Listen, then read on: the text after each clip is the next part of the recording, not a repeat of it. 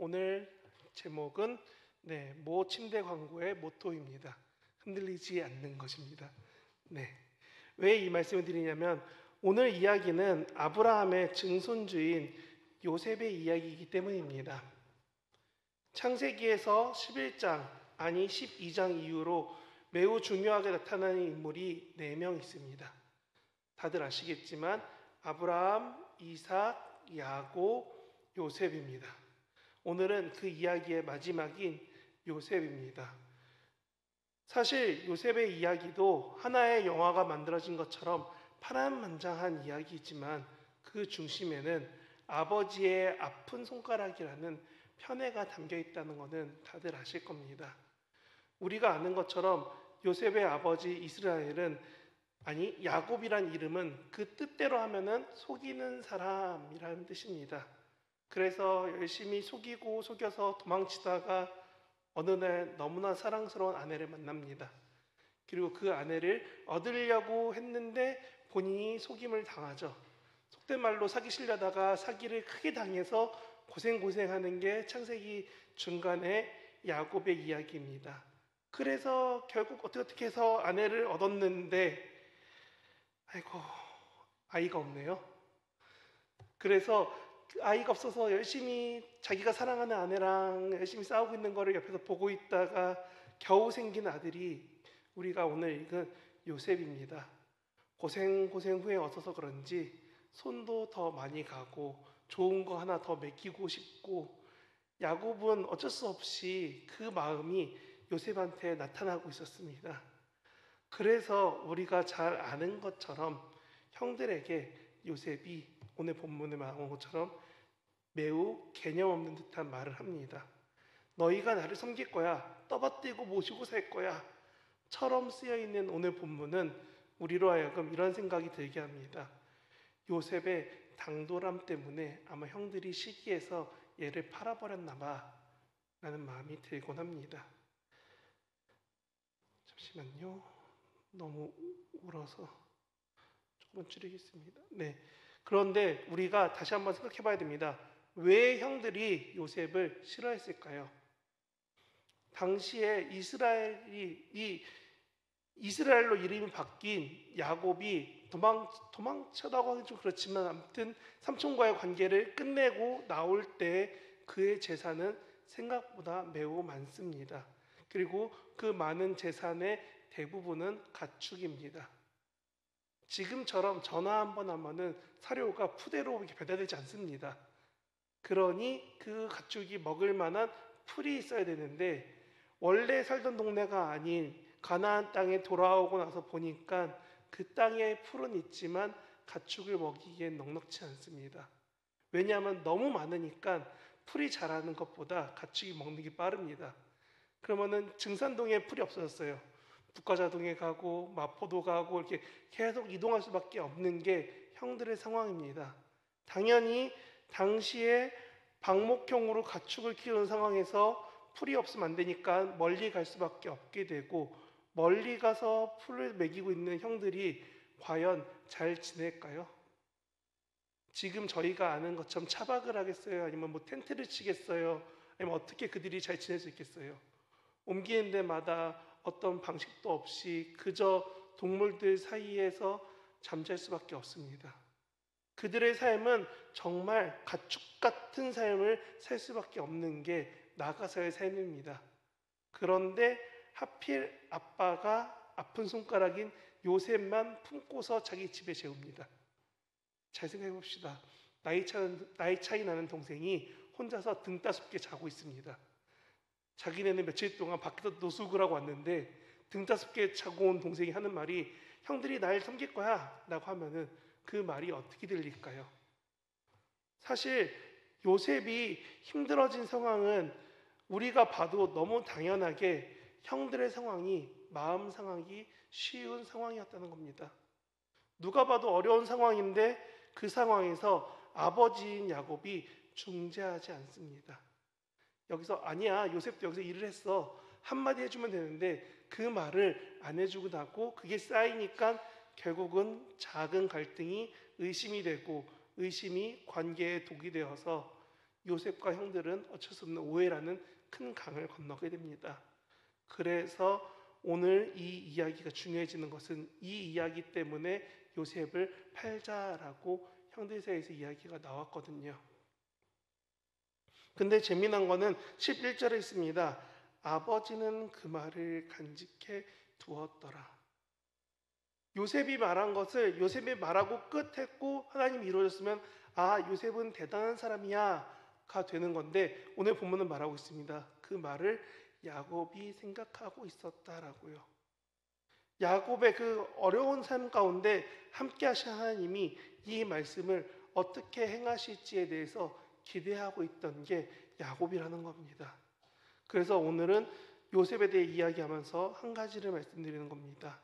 요셉이 이 말씀처럼 이 꿈을 해석한 것처럼 이 믿음을 가지고 쭉 살아왔기 때문에 요셉의 삶에 하나님이 함께 하셨습니다.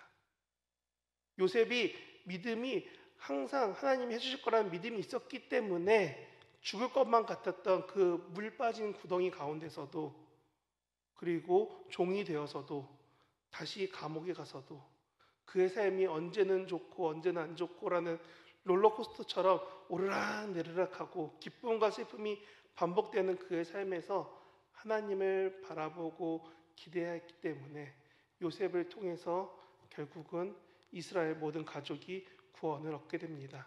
이것이 창세기에 나타난 요셉을 통한 하나님의 계획이라는 겁니다.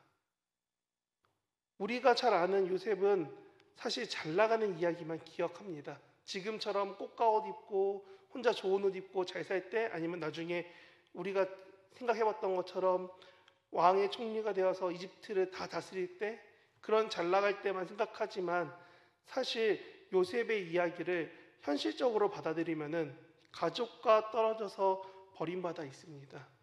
그 상황 가운데 악한 감정에 나쁜 감정에 빠져서 우울할 수도 있는 상황인데도 참 그 상황 가운데 하나님을 계속 바라보려고 노력했습니다. 그래서 요셉의 이야기에는 항상 요셉이 뭘 하면은 하나님이 함께 하셔서 거기를 잘되게 하셨다라는 이야기가 나오게 되는 겁니다.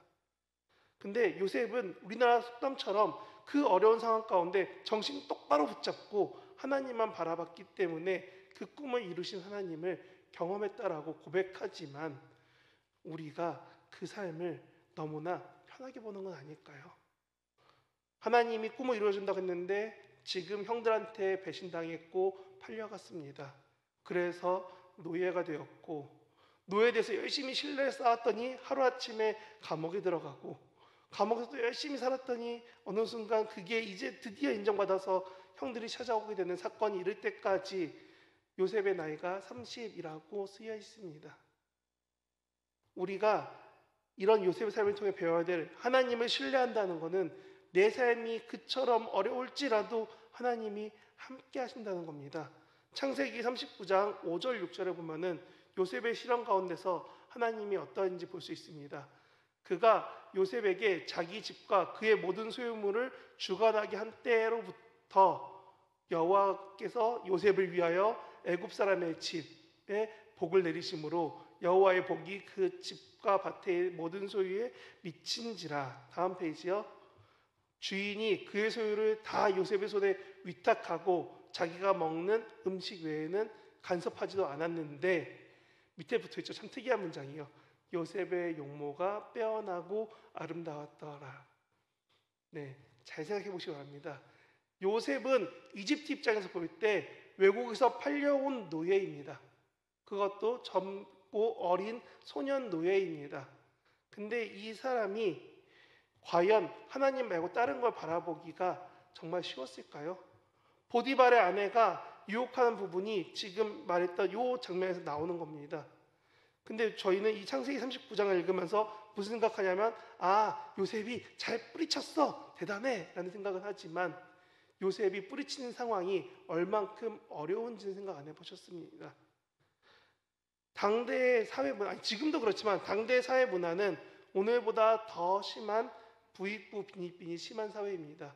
근데 지금 보디발의 아내는 그 정점의 힘과 권력이 있는 정점의 아내입니다. 권력층이라는 거예요. 그 집에 하필이면 팔려온 게 요셉입니다. 근데 거기에서 요셉은 자유민도 아니지, 노예지, 잘생겼지, 본인한테 인권이나 결정권이 없는 상황이라는 겁니다. 그래서 지금 11절에 나온 것처럼 잘생겼다니까 보디발의 아내가 너의 뒤를 봐줄게, 나와 함께 있자라고 유혹하는 겁니다. 지금 삶에서도 스폰서가 붙으면 연예인들 중에 꽤 많은 숫자가 넘어집니다. 근데 지금보다 더 심한 그때는 어떠할까요? 그게 더 쉬웠을까요? 근데 요셉은 그것을 버려두고 떠났습니다. 왜냐하면 하나님께서 함께 하심을 믿었을 거라고 하지만 저는 그거보다 더 중요한 그 유혹에 넘어지지 않으리라는 믿음이 있지 않았을까 생각하는 겁니다. 그렇게 노예가 되어서 고생하고 났는데 지금 다시 감옥에 들어갑니다. 근데 성경에 보면은 39장에 어디에도 요셉이 열심히 보디발한테 반박했다라고 변명했다는 내용이 크게 쓰여있지 않습니다. 저희 같으면 억울할 것 같아요. 난 아니라고, 내가 한 거 아니라고 하고 싶은데 그냥 바로 끌려가서 또 감옥에 들어갑니다. 그리고 성경책 보시면 참 특이한 게 뭐냐면 감옥에 들어갔더니 또 감옥에서 요셉과 하나님이 함께 하셔서 요셉한테 또 감옥의 관리를 맡기게 되었다는 겁니다. 여기서 잘 생각해 보시면 이렇게 쓰여 있습니다. 요셉은 일반 군인이 아닌 왕궁의 관리 호위 대장 집에서 일을 했습니다. 지금식으로 말하면 우리나라의 청와대 경호처 이런 식으로 매우 중요한 관리를 맡고 있는 사람의 집에 하필이면 팔려가고 거기에서 잘못했는데 감옥을 일반 감옥이 아닌 그런 파라오에게 잘못한 사람들만 갇히는 감옥에 갇혔다는 겁니다. 노예이고 어리기 때문에 얘가 잘못했으면 분명히 노예, 강간미수, 그러면은 우리가 생각하는 것처럼 잡범이나 아니면 되게 시설이 안 좋은, 아니면 혹시 노예이기 때문에 바로 죽을 수도 있는 상황이 될 수도 있는데 하나님은 요셉을 옮기셨습니다. 왕의 제수들만 갇히는 그런 감옥으로요. 그리고 거기에서 우리가 아는 그 왕의 술 맡은 사람, 왕의 떡 맡은 사람을 만나게 된다는 겁니다. 하나님이 요셉에게 꿈과 고생을 허락하신 것이 아니라 요셉이 자신의 상황이 어떠할지라도 하나님을 바라볼 때 하나님의 놀라운 계획하심과 인도하심을 요셉이 누릴 수 있었다는 겁니다. 그래서 성경이 말하는 게 하나님이 요셉에게 복을 주시어 함께 하셨다라고 쓰여 있다는 겁니다. 그래서 우리가 놓치는 것이 뭐냐면 요셉이 총리된 과정에서 꿈을 해석했다는 게 너무나 당연하게 본다는 겁니다. 지금 고생하고 고생해서 감옥에 있습니다. 근데 갑자기 파라오가 불러다가 꿈 해몽을 시키고 너 잘했어, 이제부터 너 총리야 하는 것처럼 성경책은 쓰여 있습니다. 그리고 우리가 많이 봐왔던 영화고 만화고 많은 여러 가지 매개체에서 그렇게 요셉을 표현했습니다. 그러면 우리가 지금 설교를 들으시면서 한번 생각해 보시기 바랍니다. 요셉 당시에 아버지 품에 있었지 이집트 언어를 배울 상황이 없었습니다. 그러면 요셉은 종이 되어서 보디발의 집에 와서나 이집트 언어를 배웠을 겁니다. 그런 요셉이 그렇게 언어를 배워서 과연 꿈 해석을 할 때 이 지식 수준이나 언어나 표현이나 이런 게 정말 파라오가 좋아할 만한 상황이었을까요? 지금 우리나라에서도 학교를 어디 가려면 어느 학원에 가서 어떻게 공부를 해야 돼, 외국에 어느 학교 가려면 어떻게 준비해야 돼, 이런 말이 수두룩하게 깔려 있는데 당시의 요셉이 과연 노예인데 좋은 공부와 교육을 받을 수 없었을 것은 누가 봐도 자명합니다. 근데 요셉이 꿈을 해석한 것 때문에 지금 파라오 앞에 서는 게 우리가 아는 이야기입니다.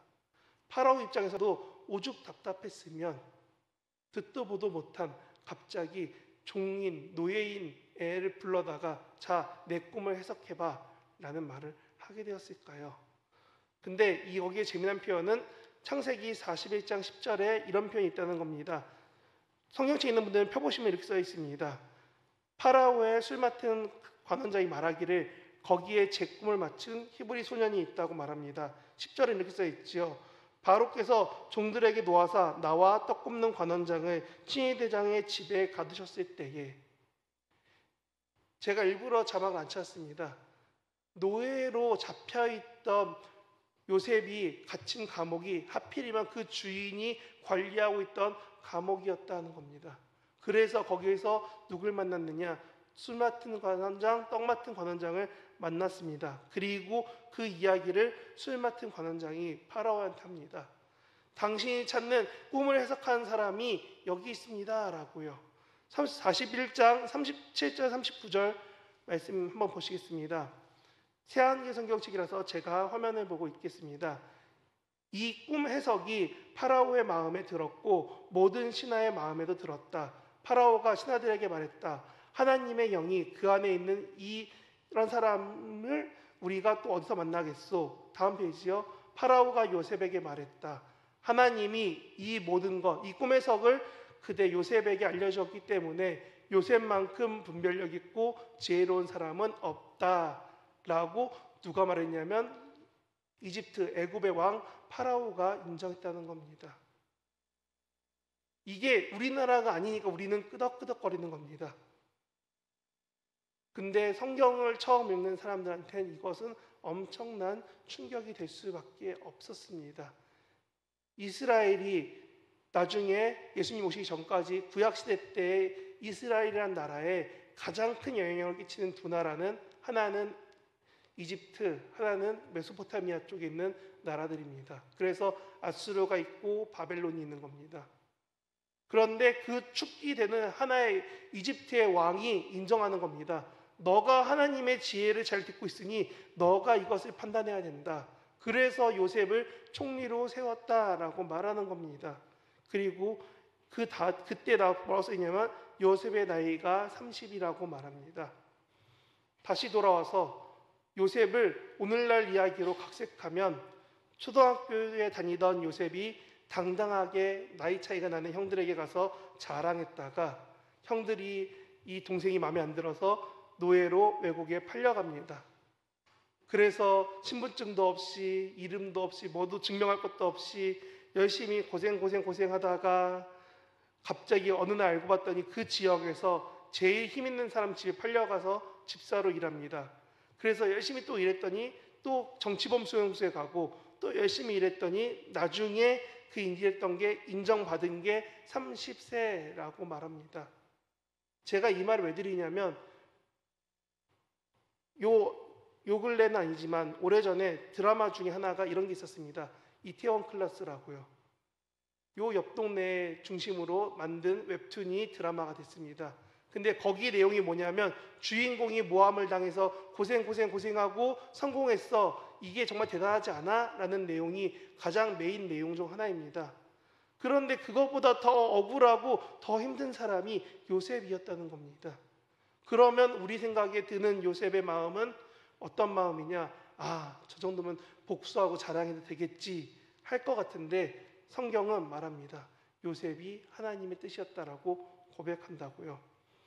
이제 아까 처음 읽었던 37장이 이루어진 이야기로 가려고 합니다. 42장입니다. 형들을 만난 요셉의 이야기를 보면은 요셉이 이런 말합니다. 42장 7절 8절을 다시 한번 제가 보여드립니다. 42장 7절 8절 요셉은 형들을 보자 곧바로 알아보았다. 그렇지만 형들에게서 낯선 사람처럼 굴면서 딱딱한 말투로 형들에게 이야기를 나누었다. 요셉이 형들에게 물었다. 그대들은 어디에서 왔소? 한 페이지 더요. 형들이 대답했다. 가나안 땅에서 왔습니다. 식량을 사려고요. 근데 밑에 써있죠. 요셉은 형들을 알아보았지만 형들은 그를 알아보지 못했다라고 말합니다. 요 구절 바로 앞에 뭐라고 써있냐면요. 형들이 와서 요셉 앞에 엎드렸다라고 합니다. 저희가 성경 설교 시작할 때 읽었던 말씀이 37장에서 각 단들이 요셉의 단 앞에 와서 엎드렸다라고 말하고 있습니다. 그게 어디서 이루어지냐? 42장이라는 겁니다. 잘 생각해 보십시오. 성경책 이야기가 켜켜이 쌓여있는 여러분이라면 왜 42장에 와서야 이게 이루어졌을까라는 생각을 한 번 정도는 해볼 수 있다는 겁니다. 초등학교 때 집에서 버림받은 그 동생이 32살이 되어서야 이제야 그 꿈이 이루어졌습니다. 오늘날에 32살에 꿈을 이룬 것만 해도 꽤 빠르겠지만 당시에는 그렇지 않은 삶이라는 겁니다. 그리고 그 삶은 참 고생했다는 겁니다. 그래서 42장부터 또 천천히 성경책을 읽어가다 보면은 무슨 일이 벌어지냐, 45장 4절에 보면은 요셉이 고생했던 결과를 말하고 있습니다. 45장을 한번 같이 펴보겠습니다. 창세기 45장 4절에 이렇게 말합니다. 요셉이 형들에게 이르되 내게로 가까이 오소서. 그들이 가까이 가니 이르되 나는 당신들의 아우 요셉이니 당신들이 애굽에 판 자라 라고 하면서 45절에 이렇게 말합니다. 5절 보시겠어요? 당신들이 나를 애굽에 팔았다고 해서 근심하지 마소서. 한탄하지 마소서. 하나님이 생명을 구원하시려고 나 요셉을 당신들보다 먼저 보내셨습니다 라고요. 이게 지금 형들이 두 번째 왔을 때 요셉이 자신이 누구인지 말하면서 고백한 부분입니다. 오늘날 영화 드라마에서 절대 이렇게 하는 주인공 본 적이 없습니다. 왜냐하면 너무나 억울하거든요. 너무나 힘들거든요. 근데 요셉이 이렇게 고백하고 이 말씀처럼 하나님이 행하셨다는 것을 말합니다. 근데 사실 이 고백을 보면서 주의해야 될 부분은 이것입니다. 하나님이 보내신 것이다. 하나님이 나를 당신들보다 먼저 보내신 것이다. 무언가 말할 수 없는 많은 고뇌가 담긴 표현이라는 겁니다.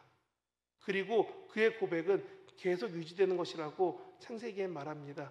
창세기 50장에 보면은 야곱이 죽게 됩니다. 그래서 형들이 또 이제 발발발 떨고 있습니다. 이제 아버지가 죽었으니 이제 우리를 버리겠구나 하고 있을 때 이야기입니다. 50장 19절부터 21절 말씀 한번 보여주시겠어요? 이렇게 쓰여 있습니다. 요셉이 그 형들에게 이르되 두려워하지 마소서. 내가 하나님을 대신하리이까. 무슨 말이에요? 내가 판단하지 않고 하나님이 여러분들 판단할 겁니다. 그 다음 말하기를 당신들은 나를 해하려 하였으나 하나님은 그것을 선으로 바꾸사 오늘과 같이 많은 백성의 생명을 구원하게 하시려 하셨나니. 한 번 더 보여주세요. 당신들은 두려워하지 마소서. 나 요셉이 형들의 자녀들을 기르겠습니다 하고 그들을 간곡한 말로 위로하였다라고 말합니다. 42장에 만났던 형들이 너무 좋아서 45장이 돼서 겨우 말하고 야곱이 죽을 때까지 50장이 와서도 똑같이 요셉은 말합니다. 하나님이 날 부르셨으니 당신들은 두려워하지 마소서라고요. 항상 함께 하시는 하나님의 인도하심을 경험하고 고백했기 때문에 요셉은 이런 고백을 할 수 있었습니다. 그래서 그랬는지 창세기에 나오지만 정말 중요한 것 같지만 막상 이스라엘 사람들은 요셉을 좋은 사람으로 말하지 절대 고백하지 않습니다. 왜냐하면 저희가 아는 것처럼 구약을 읽고 신약을 읽을 때 이런 말이 나옵니다. 나의 하나님은 아브라함의 하나님이요 이삭의 하나님이요 요셉의 하나님이요, 야곱의 하나님이었지만 요셉의 하나님 얘기는 들어본 적이 없습니다.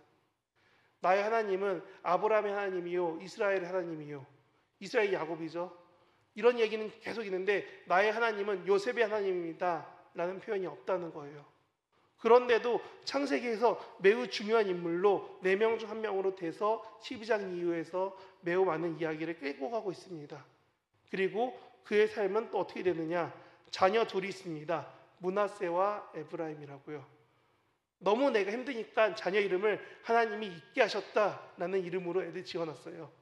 근데 분명히 요셉은 11번째 아들이고 장자가 아님에도 북이스라엘의 가장 중심이 되는 두 지파는 에브라임과 므낫세가 됩니다.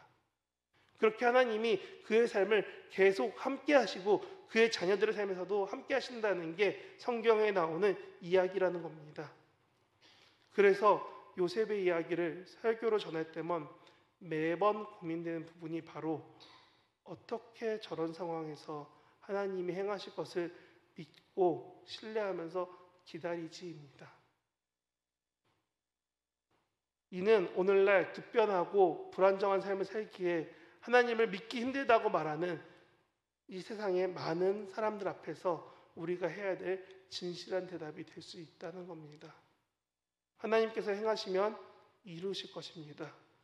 우리는 의심 없이 믿기만 하면 되는 것입니다. 그래서 오늘 제목은 믿음이 흔들릴 수 있어도 하나님은 흔들리지 않는다고 해서 흔들리지 않는입니다. 우리는 하나님에 대한 신뢰가 흔들릴 수 있습니다. 하나님에 대한 고백이 내가 시련과 힘듦과 어려움과 혹은 너무 좋아하는 기쁨이 있을 때 하나님을 혹시나 외면할 수 있습니다. 하나님 대신 다른 걸 선택하려고 고민할 때도 많습니다. 하지만 하나님은 흔들리지 않습니다. 하나님은 말씀하신 바 그 뜻을 이루십니다. 나의 믿음이, 나의 신앙이 흔들리지 않는 반석 위에 정말 흔들리지 않게 쓰여 있습니까? 아니, 흔들릴지언정 꺾이지 않는 믿음이 맞습니까?